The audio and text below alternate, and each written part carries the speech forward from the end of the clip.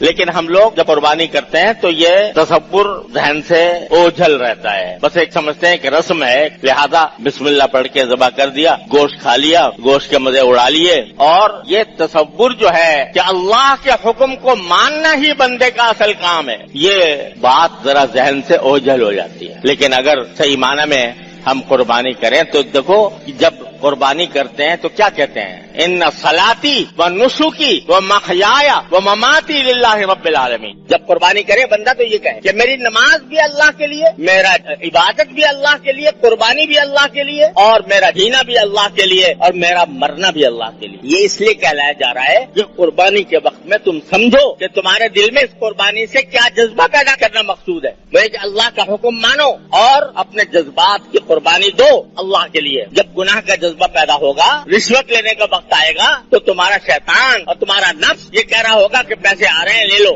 لیکن اگر تمہارے دل میں اللہ تبارک و تعالیٰ کی اطاعت کا جذبہ ہوگا تو کہو گے کہ لاکھوں بھی آ جائیں اور کروڑوں بھی آ جائیں میں ٹھوکر مارتا ہوں ان کو، اس لیے کہ میرے اللہ کو ناراض کرنے والی بات۔ تو یہ قربانی تو در حقیقت دلوں میں یہ جذبہ پیدا کرتی ہے۔ اب تم کہاں سے آدھا تو شمار لے کے بیٹھ گئے کہ بھئی اتنے ارب خرچ ہو گئے، اتنے ارب خرچ ہو گئے۔ ارے وہ ارب خرچ ہو کر اگر اس کا جو اصل مقصد ہے وہ حاصل ہو گیا تو ارب کیا، خرب کیا، بدم کیا، بے شمار دولت بھی خرچ ہو جائے تو وہ فائدہ مند۔ اور بس ظاہری فائدے بھی آپ دیکھتے ہیں اس قربانی کے اندر۔ اللہ تعالیٰ کے فضل و کرم سے کتنے گھرانے ایسے ہیں جن میں سارے سال گوشت کھانے کی نوبت نہیں آتی، اور اللہ تبارک و تعالیٰ ان دنوں میں گوشت کی ایسی فراوانی کر دیتے ہیں کہ گیا سے گیا غریب سے غریب انسان گوشت کھا لیتا۔ تو یہ اس کے ظاہری فوائد بھی ہے، اور اصل بات یہ ہے کہ اللہ تبارک و تعالیٰ کے حکم کے آگے یہ تم اربا ستہ کا جو حساب جوڑ لیتے ہو نا اکاؤنٹنگ کے کہ اتنے روپے خرچ ہوئے اور اتنا ارب خرچ ہوا، وہ سارا کا سارا بیکار ہے، اس لیے کہ اصل مقصود اللہ تبارک و تعالیٰ کے حکم کی